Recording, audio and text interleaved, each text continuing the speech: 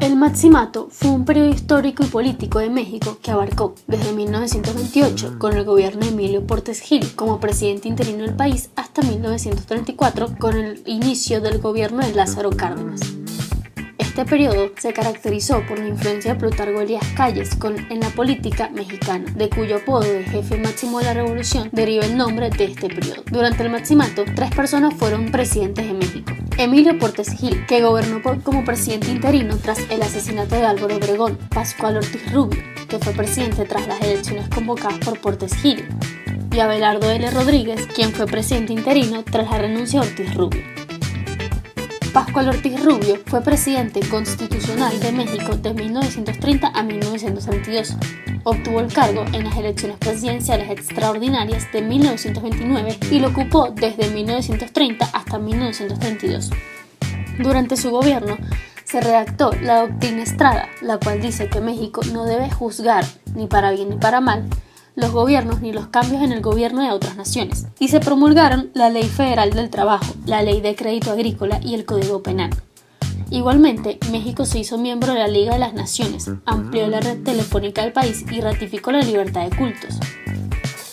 Su elección estuvo plagada de irregularidades, fue muy disputada y existen dudas sobre la veracidad de los resultados oficiales que permitieron a Ortiz Rubio convertirse en presidente.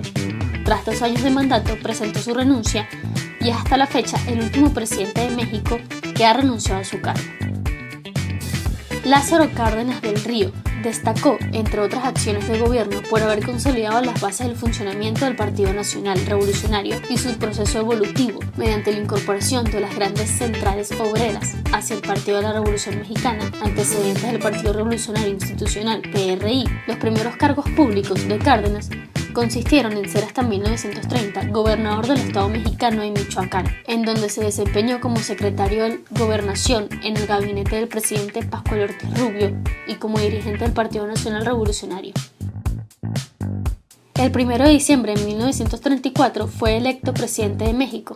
Posteriormente, durante el gobierno del presidente Manuel Ávila Camacho, fue secretario de Guerra y Marina. Sus primeros años en el gobierno quedaron marcados por el enfrentamiento con el general Plutarco Elías Calles, a quien finalmente obligó a abandonar el país en 1936 y se exilió en Estados Unidos. Para consolidar su poder, creó una serie de organismos sindicales de carácter oficioso, como la Confederación Nacional Campesina, CNC, y la Confederación de Trabajadores de México, CTM, y procedió a reorganizar su partido con el nombre de Partido de la Revolución Mexicana, modificando su estructura.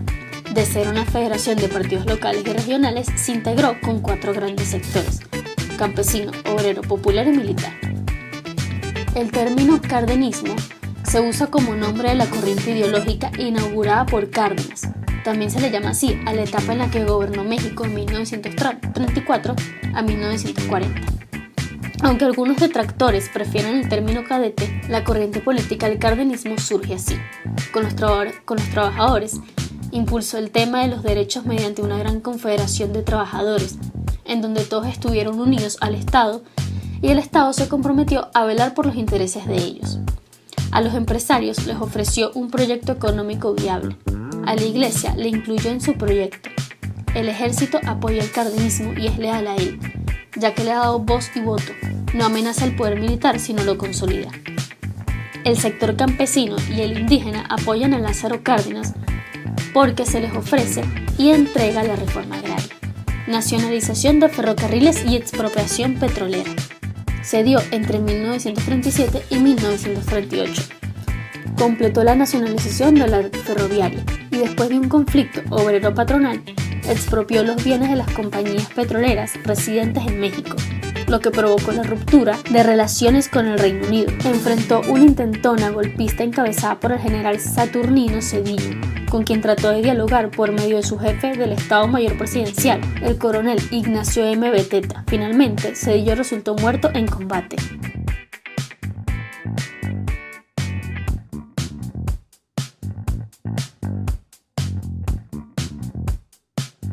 En la década de los años 40 se constituyó una estructura en la que se sustentó el crecimiento industrial doméstico, en donde se llevaron a cabo algunos cambios importantes en la estructura económica que incluyeron la distribución gratuita de la tierra de campesinos, la nacionalización de las industrias petroleras y ferroviarias, la incorporación de los derechos sociales en la Constitución, el nacimiento de los grandes sindicatos de obreros y la modernización de las infraestructuras. El desarrollo industrial de México de 1930 a 1940. La expansión de las actividades industriales se dio bajo distintos estímulos, siendo, sin embargo, los principales aquellos que provenían de la demanda externa de bienes primarios, dado que las exportaciones determinaban los niveles y subordinaban el proceso global de acumulación.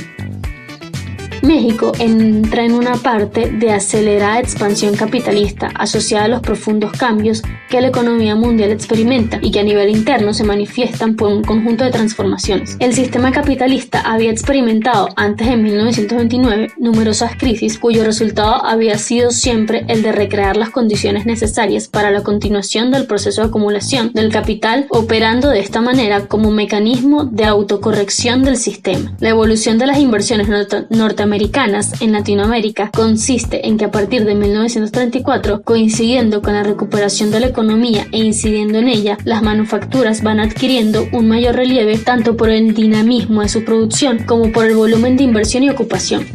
Para 1934, el 80% de capital en ferrocarriles y minería pertenecían a extranjeros. Quiebra de la economía exportadora. Consistió en que la nacionalización de los ferrocarriles, la expropiación petrolera y la reforma agraria provocaron una fuga de capitales y una disminución de la inversión extranjera. Para los países dependientes de América Latina, la década de los 30 representa una marcada inflexión en la evolución de sus economías, el cual determinaba su participación en la división del trabajo y las formas que revestía el proceso interno de acumulación. La tasa de crecimiento de la producción industrial fue de 5.4% entre 1935 y 1940. La Gran Depresión y la reorientación de la economía. En México, el Estado ha colocado en el centro mismo de la actividad económica la política de industrialización. La Comisión Reguladora de Cambios tuvo como crisis la del año 1929, cuando el comercio mundial se redujo a una fracción de su volumen anterior. Los países latinoamericanos resistieron grandes pérdidas en donde el valor total de las exportaciones disminuyó un 65% en solo 3 años. A lo que denominamos las bases del proceso de industrialización es al fenómeno de tránsito hacia una forma distinta de inserción en la división, cuyo esquema previo se derrumbará con la crisis de 1929 y un ajuste en la forma de acumulación interna que se iría centrando crecientemente en el sector industrial. En el desarrollo industrial de 1930 a 1940, la actividad industrial en el país se caracterizó por una débil y frágil industria manufacturera, centrada en la producción de algunos bienes de consumo para el mercado interno. Sin duda, en México, la política económica es un elemento principal del proceso económico. El movimiento obrero había resurgido de una manera importante durante la crisis. En 1929 y 1932 se generaron huelgas en contra de la industria textil. Conforme la economía iniciaba su recuperación de la Gran Depresión, la economía tuvo un muy buen desempeño a partir de 1932 y prácticamente continuó durante el resto del decenio. La expansión de la demanda agregada estimulada por el gasto público, que aumentó solo en la medida que aumentaban los ingresos fiscales, y por la inversión privada al enfrentar tasas de rendimiento positivas, se reflejó en el crecimiento del PIB. Cárdenas tuvo la fortuna de contar con ingresos fiscales adicionales a los niveles más altos de los registrados hasta entonces, lo que le permitió gastar más recursos e impulsar la inversión pública. Su sexenio se caracterizó esencialmente por la política de reparto agrario, en donde la disponibilidad de más tierra para el cultivo dio lugar a una expansión agrícola. La política económica cardenista se caracterizó entonces por la expansión del gasto público, cada vez más destinado a la inversión y en menor medida al gasto corriente, pero sin incurrir en déficits fiscales. Solo en 1938, ante la caída de los ingresos por la recesión externa, que fue relativamente grave, el déficit público fue de alguna significancia.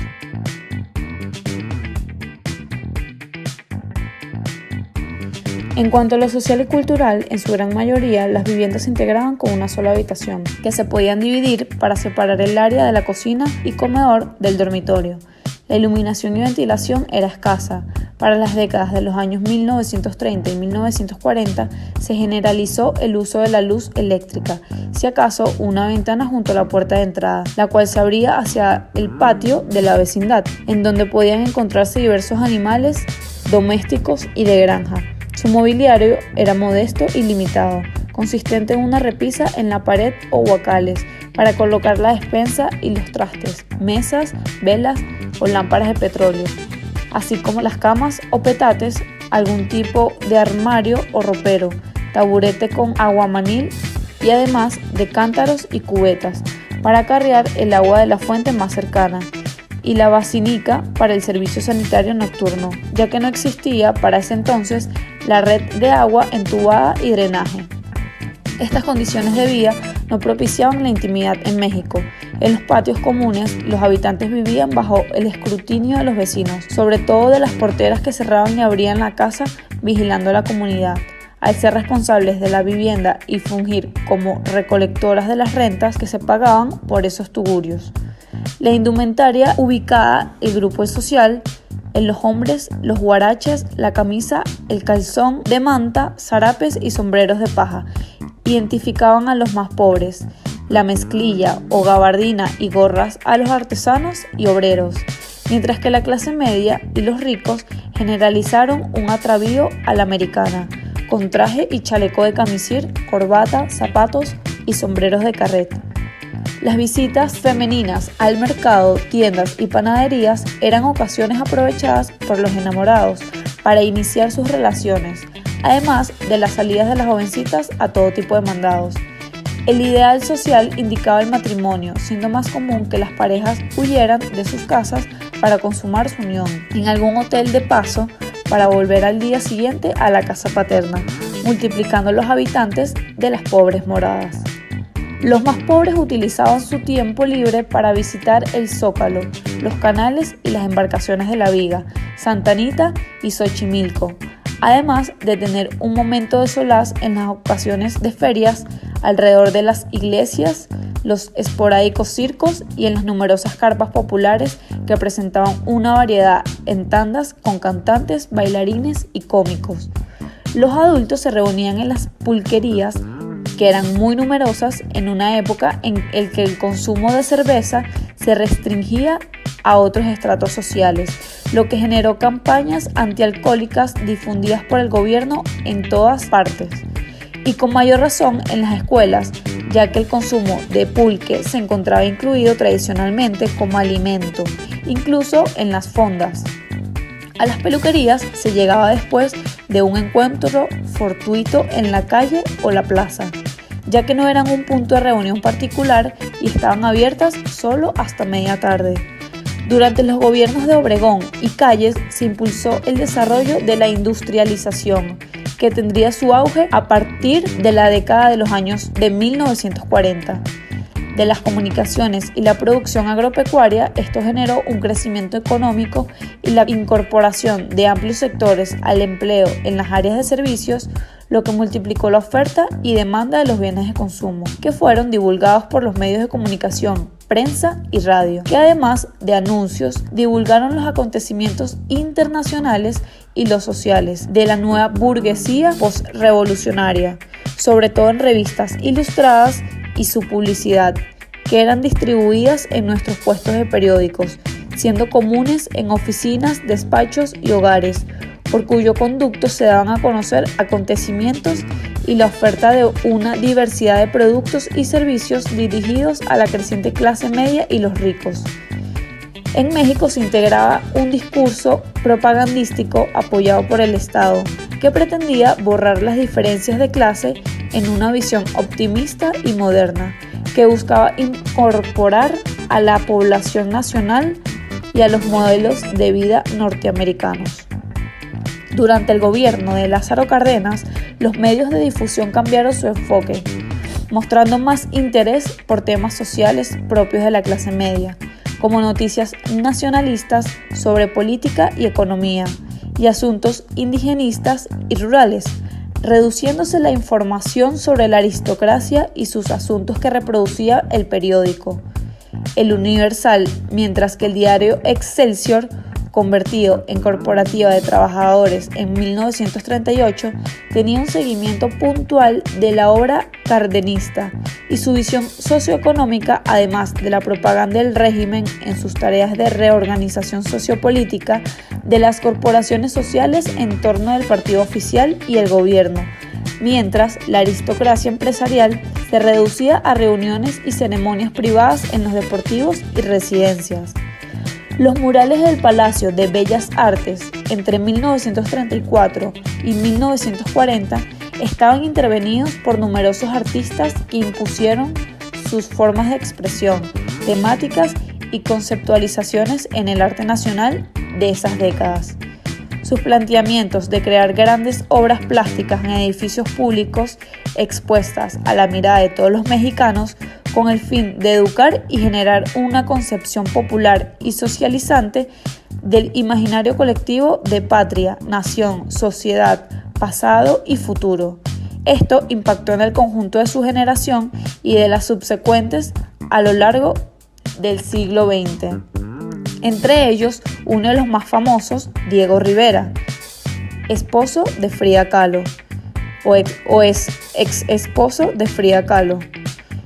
En esta explosión de sobrevaloración de la revolución, las expresiones literarias sobre esta etapa histórica mostrarían una disidencia del contexto, al mostrar una visión pesimista de su potencial renovador en las novelas con el tema El revolucionario, retomando en su lugar la violencia, la crueldad, la inconsciencia y el desencanto de sus protagonistas, que, al hacer un balance, resulta un periodo caótico de salvaje oportunismo, que más valdría olvidar y superar, supuestos que se mantienen en estas expresiones culturales hasta la década de los años de 1960.